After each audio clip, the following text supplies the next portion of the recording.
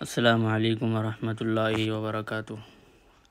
उम्मीद करता हूँ आप सब खैर आफियत से होंगे।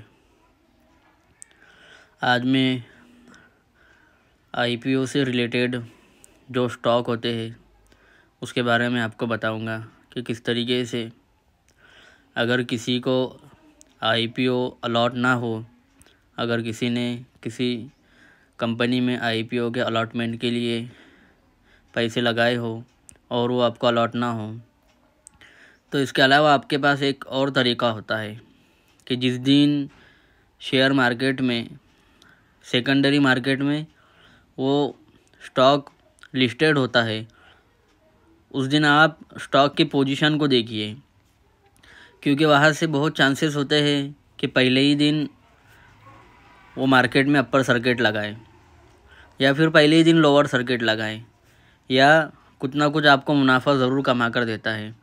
जैसे कि ये एक ग्रो का स्टॉक है जो कि 12 तारीख को मार्केट में लॉन्च हुआ था, लिस्ट हुआ था। अब इसको देखिए कि ये ओपन जब हुआ था तो 131 पर ओपन हुआ और इसका हाई जो लगा था वो 154 का लगा।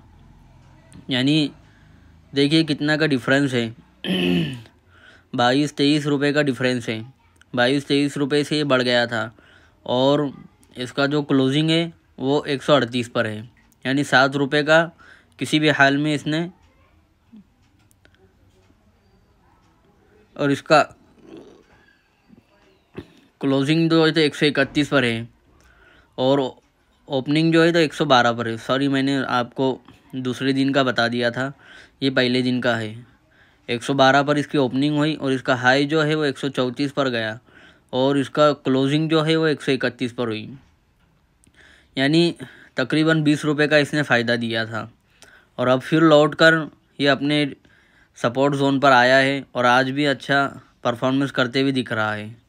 अगर हम 4 मिनट पर देखें तो यहाँ पर अच्छा देखने को मिल रहा है।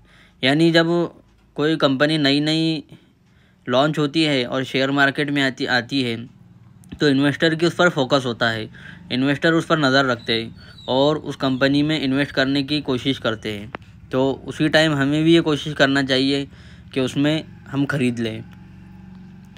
ठीक इसी तरीके से दूसरा जो स्टॉक है वो फिज़िक वाला का स्टॉक है।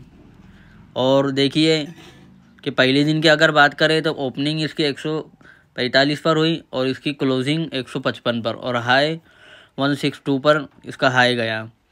यानी तकरीबन देखिए इसने 18 रुपये का हाई लगाया और 10 रुपये का इसने इन्वेस्टर को मुनाफा किसी भी हाल में कमा कर दिया। फिर दूसरे दिन थोड़ा लो हुआ और अब फिर ये अपने डिमांड जोन पर, सपोर्ट जोन पर आ रहा है और यहाँ से फिर ये हाई लगाएगा।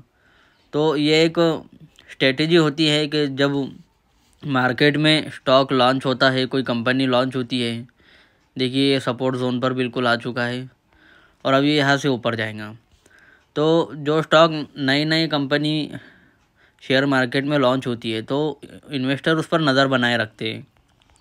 तो उसी टाइम छोटे जो रिटेलर है वो भी उस पर अगर नज़र बनाए रखे तो इंशाल्लाह बहुत फ़ायदा होगा।